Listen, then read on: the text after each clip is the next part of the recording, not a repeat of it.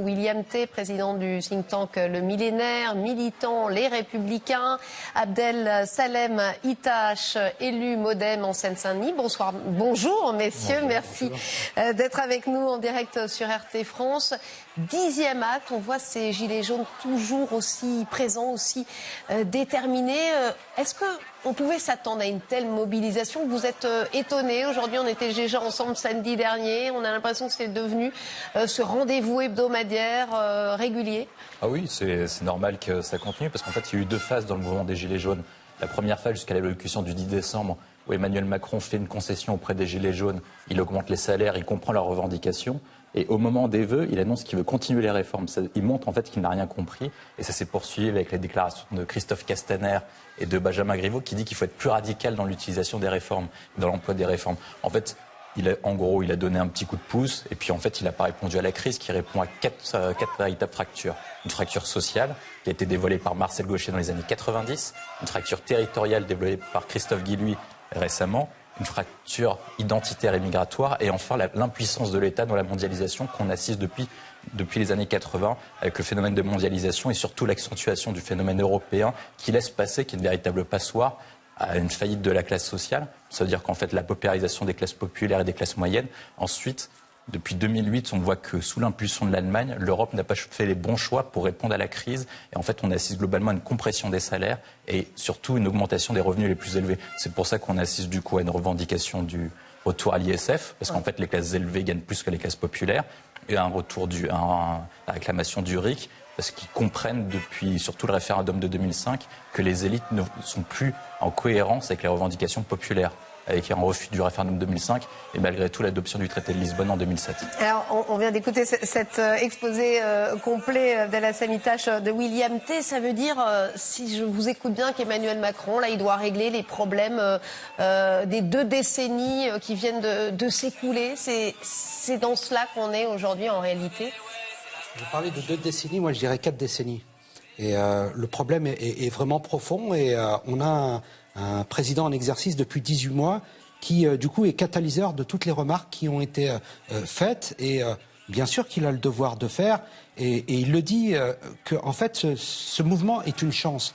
Parce qu'elle permet justement une nouvelle donne et remettre tout à plat pour discuter tous les sujets. Il a quand même fait une sacrée performance devant des élus locaux. Les élus locaux qui sont quand même appréciés par l'ensemble des concitoyens, ce sont les élus que l'on voit. Je suis moi-même un élu local. Et pour le coup, on a eu affaire à 2 débats très techniques sur lesquels beaucoup de sujets ont été abordés. Et le président de la République, sur plusieurs sujets, a bien dit qu'il n'y avait pas de tabou et pas de totem. Et que les sujets seraient traités les uns après les autres. Il l'a dit surtout sur l'ISF. Oui, complètement. Sur l'ISF, sur 1905. Quoique, je pense que à l'initiative, enfin au tout début, c'était sur la hausse des carburants et sur justement ce problème de pouvoir d'achat. C'est inviter le débat sur la laïcité. Concrètement, les Français aujourd'hui sont préoccupés par une chose, c'est pouvoir finir le mois. Et ce qui les intéresse, c'est la petite case en bas à droite sur le bulletin de salaire. Et savoir que là, ça va augmenter. On dévie ou on cherche à dévier sur la laïcité, sur d'autres sujets. Aujourd'hui, les Français ont besoin de savoir ce qu'ils auront demain dans leurs assiettes. Vous voyez, donc après, la laïcité, c'est aussi une demande de certains gilets jaunes. En tout cas, c'est revenu, c'est remonté du terrain. L'effet catalyseur, ça a été vraiment la détresse, la situation des personnes. Et en effet, les classes moyennes sont celles qui sont les plus grands contributeurs. Ils sont très chargés fiscalement. Et que forcément, il y a un moment où, si vous voulez, il y a un appauvrissement et il y a bien un écart entre les classes moyennes et la haute classe. Et du coup, on se retrouve avec des gens qui travaillent, des couples qui travaillent et qui ne vivent pas convenablement. Vous voyez, et concernant le débat, alors on a assisté au débat en Normandie, en Occitanie, j'espère bientôt en Seine-Saint-Denis, pour qu'on puisse entendre aussi les difficultés des uns et des autres dans les quartiers.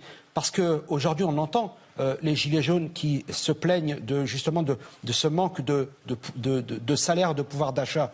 Mais la préoccupation dans les quartiers, c'est surtout de trouver un emploi. Cette discrimination locale, lorsque vous avez un CV que vous envoyez de Seine-Saint-Denis, ça devient très compliqué. Cette discrimination, elle est insupportable. Alors justement, c'est intéressant ce que vous nous dites parce que ces quartiers, finalement, on ne les a pas tellement entendus. Je ne sais pas si vous en êtes d'accord avec moi.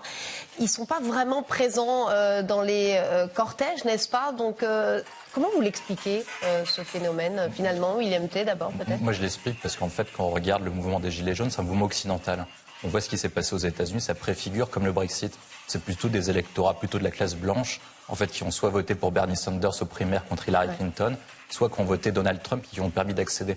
On l'a vu notamment dans des régions, dans le nord-est américain. En fait, ça se retranscrit parfaitement électoralement et parfaitement d'un point de vue géographique. C'est principalement les zones désindustrialisées au nord, à l'est du pays, à l'ouest. En fait, c'est surtout les petites villes en fait, qui convergent vers les centres de métropole, qui sont créateurs de richesses. Et en fait, les métropoles aujourd'hui offrent une opportunité. Après, est-ce qu'il faut équilibrer plus pour orienter vers les banlieues des métropoles la création de richesses? Oui, certainement. Mais c'est surtout les territoires périphériques qui ont pris 30 ou 40 ans, comme vous l'avez souligné, d'échecs politiques et industriels. Alors, on va y revenir sur ce thème extrêmement intéressant.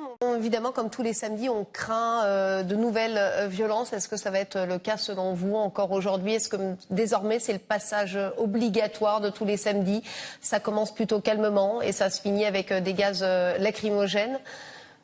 William T. Ah oui, c'est parce qu'en fait, les manifestants parlent de répression policière. Mais moi, je pense qu'en fait, ils se trompent de combat. C'est pas une répression policière, c'est une répression gouvernementale, parce que c'est le gouvernement et principalement le ministère de l'Intérieur qui décide des actions à mener. Et on l'a vu lors des appels de syndicats policiers, notamment, que les ordres de tir de flashball dans la tête sont principalement donnés par la hiérarchie policière, donc par Christophe Castaner. Et en fait, ce qu'on assiste, c'est qu'on a vu des études qui sont sorties cette semaine avec les comparaisons de ce qui se passe dans les autres pays, principalement Royaume-Uni, Suède, Allemagne. Ça se passe pas du tout de la même façon. Par exemple, quand on regarde en Belgique, en Suède et en Allemagne, il y a d'abord un processus d'y mettre des agents de liaison pour discuter. Et en plus, comme le mouvement des Gilets jaunes est en train de se structurer, on voit bien qu'il est paisible et plutôt calme. Ça part de revendications populaires, pacifiques. Il y a des moyens de participer et de mettre en place des liaisons pour coordonner les manifestations. Donc en fait, tous les tirs, c'est parce que c'est une stratégie délibérée d'Emmanuel Macron qui vise à pousser un réflexe légitimiste, un peu comme De Gaulle en mai 68. Seulement, Emmanuel Macron n'a rien compris à De Gaulle. Il n'a ni la stature, il n'a pas le personnage d'État, et il n'a ni l'intelligence du général de Gaulle. Le général de Gaulle mène d'abord les accords de Grenelle, qui augmentent de 35% le SMIC. Ensuite, après, quand il y a un... Bon, après, quand même, un mai 68 assez, oui, mais après, assez violent. Hein. Assez violent, mais ensuite, après, ce qu'il fait, c'est qu'il y a une manifestation qui soutient le général de Gaulle. Plus d'1 million de personnes pour Paris. Je ne suis pas sûr qu'il y ait 1 million de personnes qui soutiendraient Emmanuel Macron aujourd'hui. Et ensuite, comme il y a eu un doute, on ne sait pas quelle politique les Français souhaitaient. Il a provoqué une dissolution. Si Emmanuel Macron est certain que sa politique est souhaitée par une majorité de Français, pourquoi est-ce qu'il n'appelle pas une dissolution ou un référendum en posant une question simple? Est-ce que ma politique vous convient? Est-ce que je continue ma politique? C'est oui ou c'est non?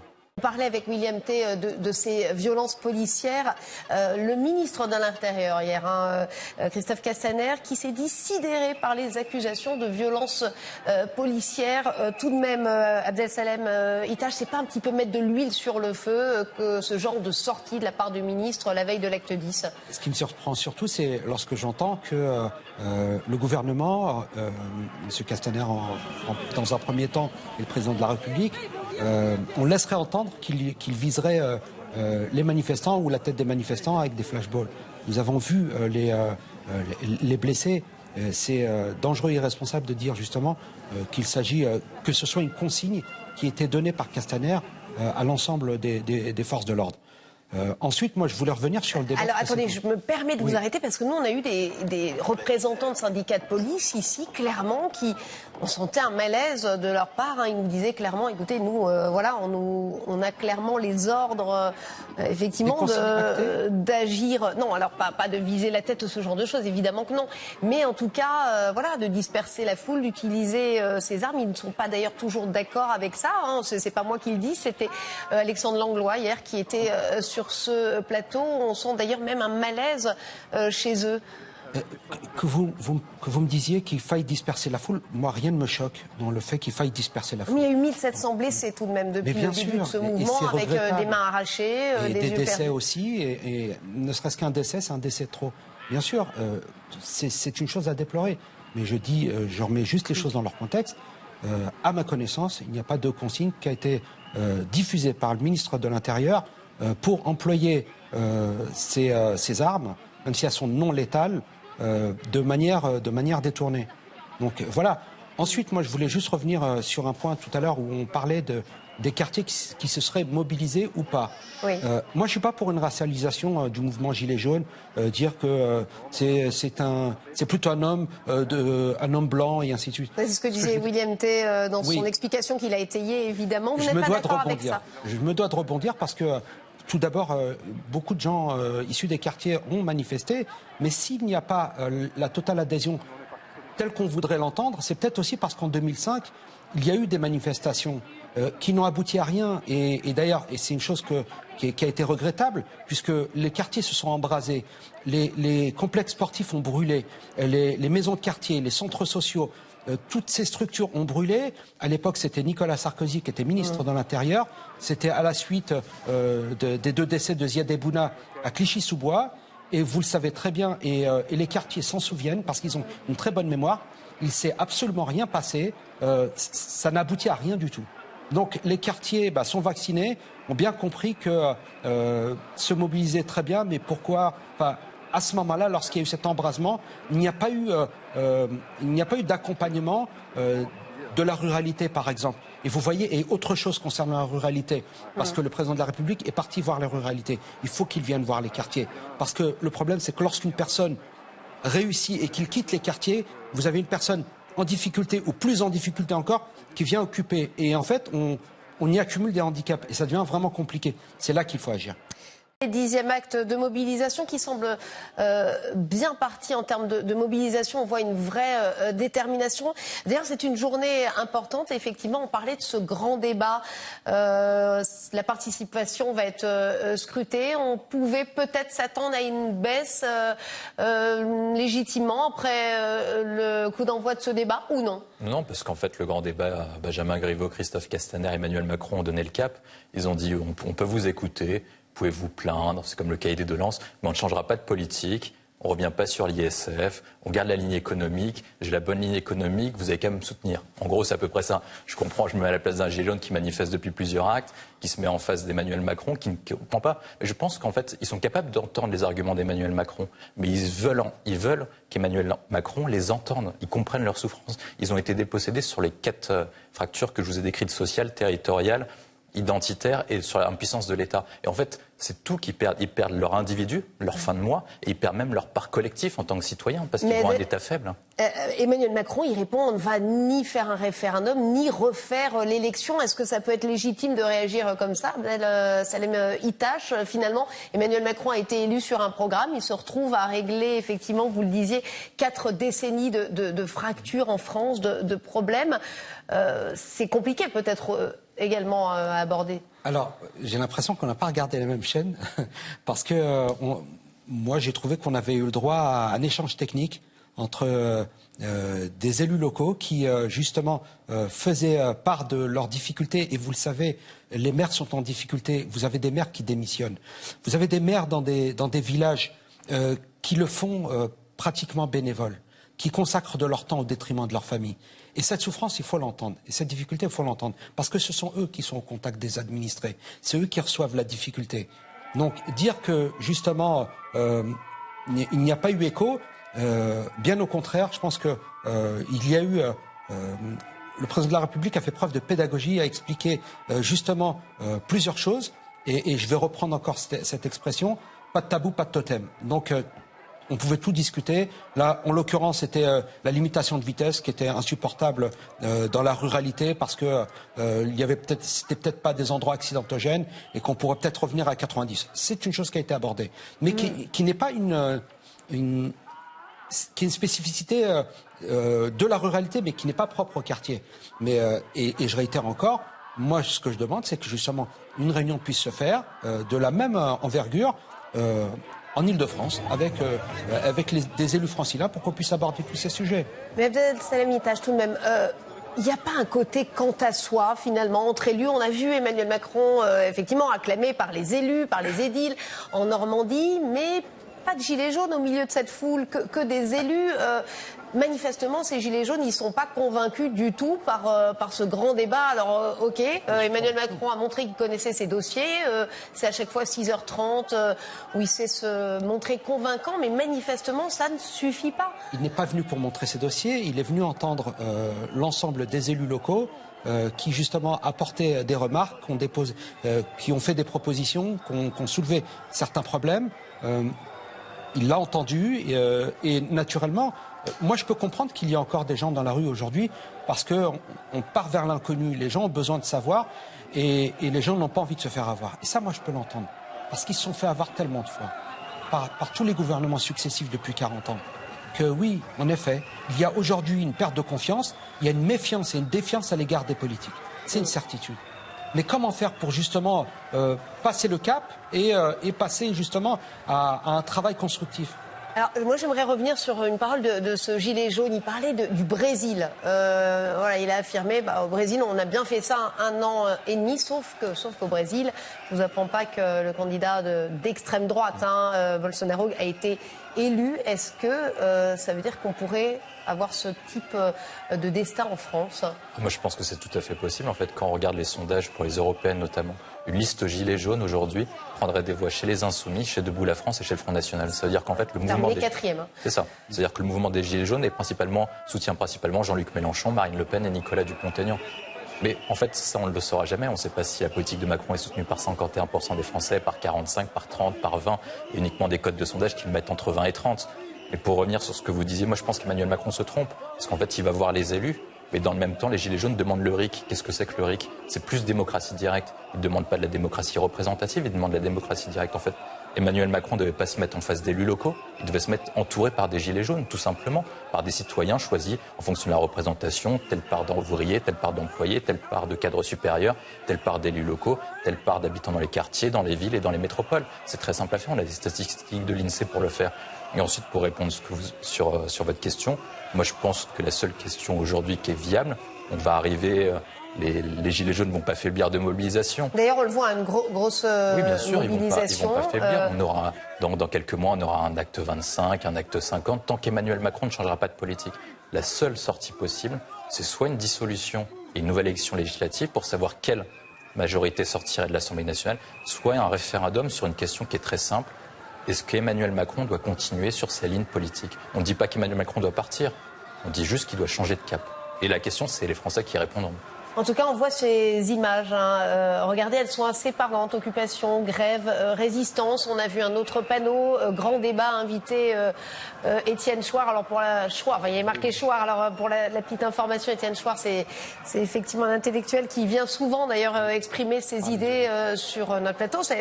Il n'est pas invité partout, il faut bien le dire. Il y a aussi cet aspect chez les Gilets jaunes où on a l'impression qu'on leur confisque une partie du débat. C'est d'ailleurs ce qu'ils reprochent à certains médias dits traditionnels. On a vu les manifestations il y a 3 semaines devant nos confrères de BFM TV, devant France Télévisions. C'est une grande partie effectivement du combat des Gilets jaunes de Salem Itache.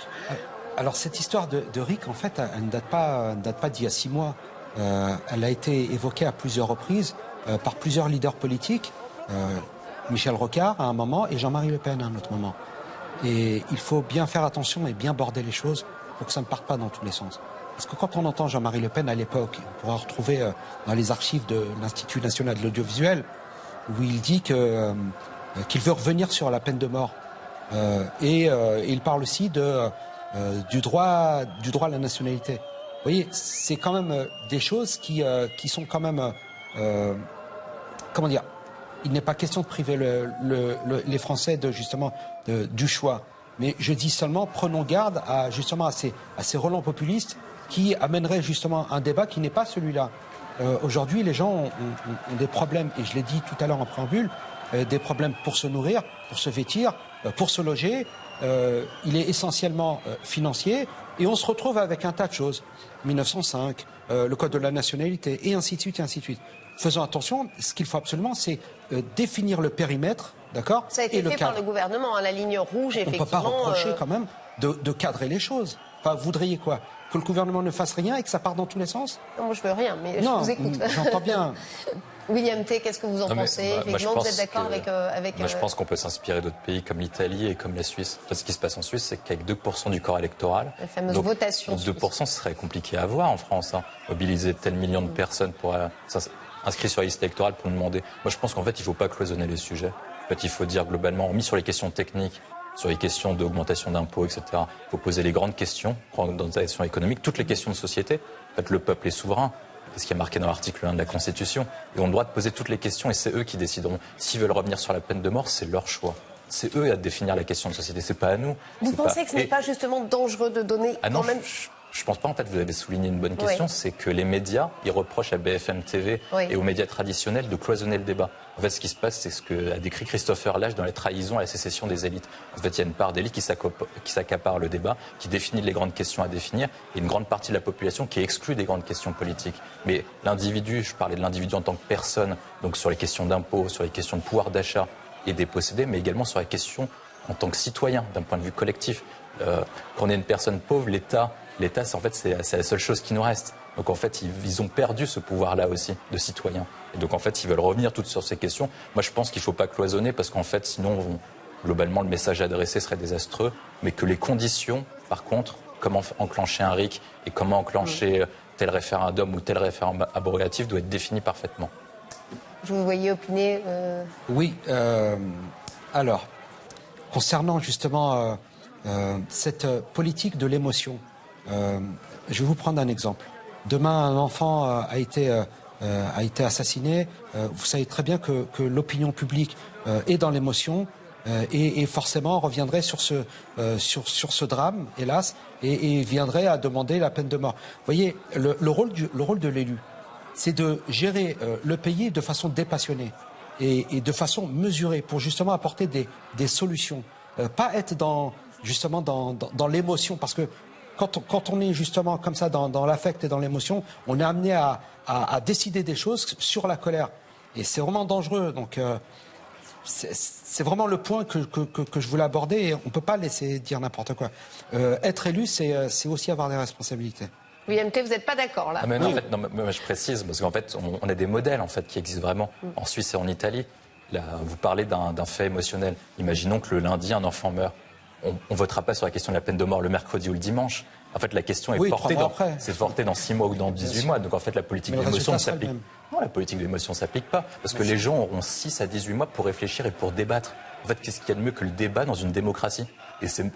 Moi, je pense que c'est même l'essence même de la démocratie, de pouvoir débattre sur des questions de société. Mais à condition d'organiser un débat digne de ce nom, c'est toujours compliqué quand il y a une question sur un référendum, oui ou non. On a vu ce que ça donne en ce moment en Angleterre. Le Brexit, vous voyez à quel point c'est compliqué de mettre en œuvre après, finalement. Par cas, Emmanuel Macron veut poursuivre sur sa réforme constitutionnelle. Est-ce qu'il ne pourrait pas préciser, justement, est-ce qu'on pourrait uniquement répondre par oui ou par non? Ou est-ce qu'on pourrait faire une question à choix multiple? Quelle politique gouvernementale vous souhaitez?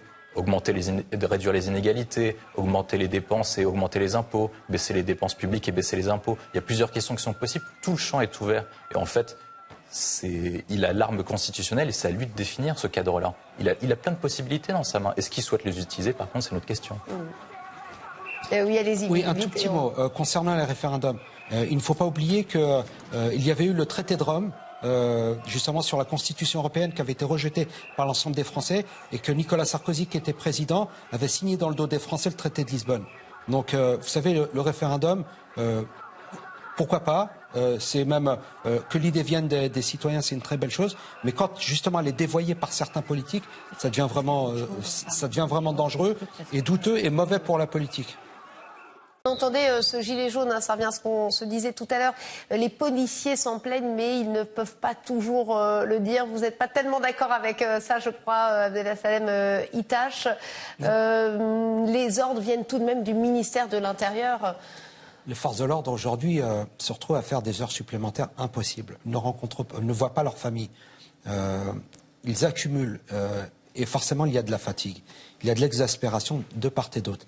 Et c'est pour cette raison qu'il faut arrêter, se réunir autour d'une table et pouvoir discuter et échanger sur les sujets cruciaux que sont justement le pouvoir d'achat et le retour à l'emploi et ainsi de suite. Mais oui, mais il y a une exaspération de la part des forces de l'ordre, mais il faut appeler à la raison et pour l'instant, les images le montrent, on a un mouvement pacifique aujourd'hui avec une organisation qui se structure, avec un service d'ordre.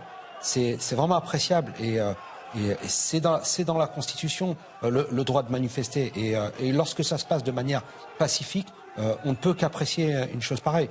Lorsque ça dérape et lorsqu'il y a des blessés, voire des décès, c'est quand même quelque chose de dramatique auquel on ne voudrait pas aujourd'hui que c'est pas un point auquel je voudrais qu'on arrive. William Tay, est-ce qu'on peut les éviter justement ces violences? Vous nous parliez d'autres pays qui manœuvraient complètement autrement, qui négociaient entre guillemets en amont pour éviter justement ces violences qui deviennent inacceptables. C'était le gros débat de la semaine, ces violences. En fait, ce qui s'est passé, c'est que globalement, avant, la France avait le meilleur modèle. C'était le modèle qui inspirait les autres pays. Mais ce qui se passe depuis le mouvement des Gilets jaunes, on l'a vu avec un mouvement protéiforme qui n'était pas au départ organisé, mais qui prend plus en plus ses marques et qui arrive à s'organiser, etc. On pourrait s'inspirer d'autres pays, comme au Royaume-Uni, qui interdisent les armes, ce qu'on appelle de catégorie intermédiaire, les flashballs, etc. Ils ont uniquement des matraques, uniquement pour se défendre. Est-ce qu'on ne pourrait pas mettre les premières lignes uniquement avec des matraques, uniquement les dernières lignes de renfort avec les flashballs si la situation dégénère? Il y a toutes ces questions-là qui sont ouvertes. Et est-ce que le ministère de l'Intérieur est capable de se renouveler, principalement la hiérarchie, pour s'adapter à la situation? Et ensuite, pour revenir aux déclarations de la personne du gilet jaune en question, il a très bien soulevé la question, c'est qu'ils ne veulent pas avoir d'intermédiaire. Est-ce que les élus locaux sont importants? Est-ce qu'ils sont utiles à la démocratie? Oui. La crise n'est pas entre les élus locaux et les gilets jaunes. La crise est entre les gilets jaunes et Emmanuel Macron qui est clairement identifié. Donc le débat doit avoir lieu entre ces deux protagonistes. Thomas nous expliquait les fenêtres, les personnes qui soutiennent les Gilets jaunes. C'est très important de parler de la mobilisation parce que c'est ce qui nourrit ce mouvement et c'est ce qui certainement aboutira à une réaction du gouvernement. Dernier sondage, on date 58% des Français qui soutiennent toujours ce mouvement des Gilets jaunes. C'est énorme après 2 mois de mobilisation, William Tay. Oui, moi je pense que c'est... Après, le chiffre s'explique en fait facilement. En fait, quand on regarde les classements et les faits par le FMI et par les autres organisations internationales, on voit qu'en Europe, 10% des plus riches captent environ 40% des revenus. Et si on continue sur une dynamique actuelle, sur le niveau des questions de patrimoine notamment, on aura 0,1% des personnes les plus riches qui capteront la même chose que 65% de la population mondiale.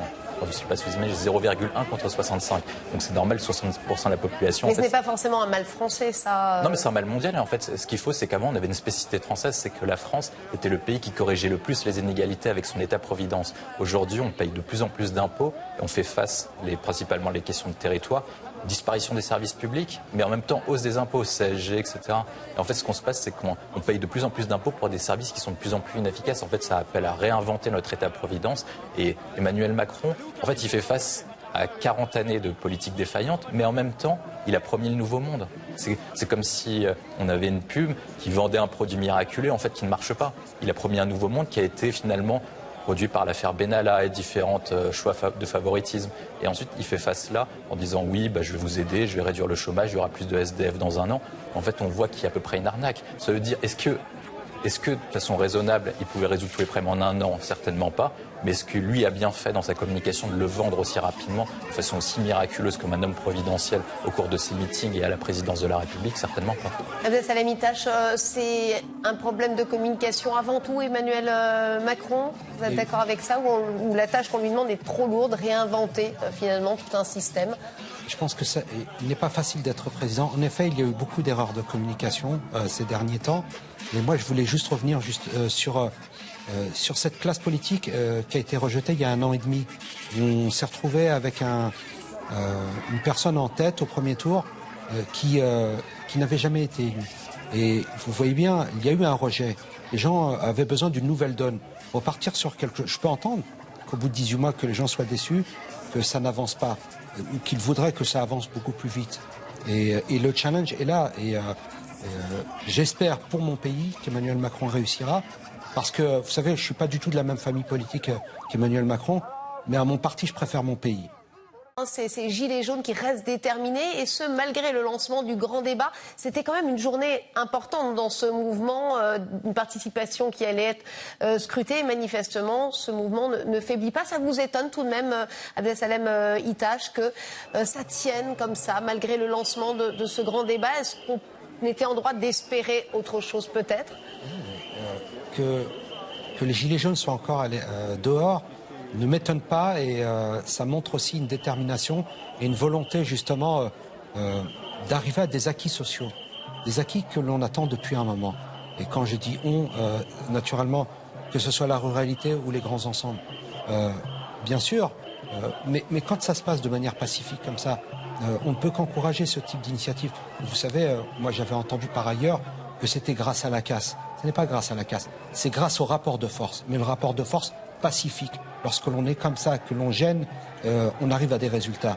Et quand ça se passe aussi bien, franchement, ça ne peut qu'être... Et le rapport de force, hein, je me permets de vous couper, qui est effectivement nourri aussi par le soutien populaire, on le rappelle, qui est encore de près de 60%, 58% selon un dernier sondage. C'est beaucoup, ça. Ça donne des ailes, en effet. Oui, William T, votre avis, ça veut dire que le grand débat national lancé, on a vu Emmanuel Macron faire son exercice 6h30 x 2, ça, finalement, ça ne sert pas tant que ça, ou alors on a tout simplement une France plus ou moins divisée en deux? En fait, d'un point de vue technique, on est un think tank, donc c'est très intéressant d'écouter Emmanuel Macron. Mais je ne pense pas que ça intéresse les Français. Il a fait 6h30 qui ressemble soit à un meeting, soit à un grand oral de l'ENA. Ce qui est très intéressant d'un point de vue technique et compréhension des mesures. Il était quand même avec des élus qui rapportaient des doléances du terrain, tout de même. Mais en fait, ce qu'on assiste, c'est une crise de la démocratie représentative. En fait, on ne peut pas demander d'ajouter une strate intermédiaire, les élus ou les syndicats, face au mouvement des Gilets jaunes. Ils demandent le RIC, ce qui est le signe le plus distinctif de la démocratie directe. Et en fait, Emmanuel Macron peut continuer dans ce sens-là, mais il y a toujours un moment de retard. Il fallait répondre ça auprès des élus locaux. Au moment où il y avait une crise avec les élus locaux, il ne s'est pas rendu au Congrès des maires de France, mais il répond ça maintenant. Il y a toujours un mouvement de retard. Il y a aussi une critique qui est revenue. On a reçu un gilet jaune hier qui nous expliquait qu'il avait créé sa plateforme. Alors je lui dis, mais écoutez, ça ne fait pas doublon avec ce grand débat. Il m'a dit, mais en fait... Ils sont dans le passé complet. On se retrouve avec des lettres, des doléances. Voilà, on n'est pas dans la modernité aujourd'hui. C'est peut-être ce qu'on peut aussi reprocher à ce gouvernement, finalement. Mais en fait, le grand débat et les cahiers de doléances, en fait, ça rappelle que la France actuelle se situe dans un mouvement préévolutionnaire qui ressemble à celui de 1789. En fait, on assiste à un système de blocage avec un roi président qui n'arrive pas à gouverner, qui n'arrive pas à faire passer de réformes parce qu'il est bloqué sur un point. En fait, il veut pas réduire les privilèges. À l'époque, c'était la noblesse et aujourd'hui, c'est le pourcentage le plus riche. C'est vraiment ce qu'on lui demande aujourd'hui, de réduire aussi les privilèges des élus. Non, mais c'est réduire le privilège des élus, mais c'est pas uniquement sur les élus, c'est sur les classes économiques, sur les différentes classes. En fait, la France est un pays quasiment caporaliste, corporatiste. C'est-à-dire qu'on a plutôt des castes qui s'entreprotègent. En fait, on n'a plus d'intérêt général qui se dégage. Et moi, je pense que les Gilets jaunes vont continuer comme ça et je pense qu'il faut soutenir le mouvement parce que même si c'est un mouvement apolitique, c'est un mouvement profondément politique qui donne de leur temps libre tous les samedis en train de venir manifester, se déplacer, ça a des coûts. Et je trouve ça que c'est une élimination la plus forte. En fait, c'est une sorte de lumière du XXIe siècle. Et vous nous en donnez aussi du temps. Vous êtes souvent avec nous. Merci, messieurs. En tout cas, Abdessalem Itache, élu MoDem, d'avoir été avec nous. William T, président du think tank Le Militaire, militant Les Républicains. Merci à tous les deux de m'avoir accompagné.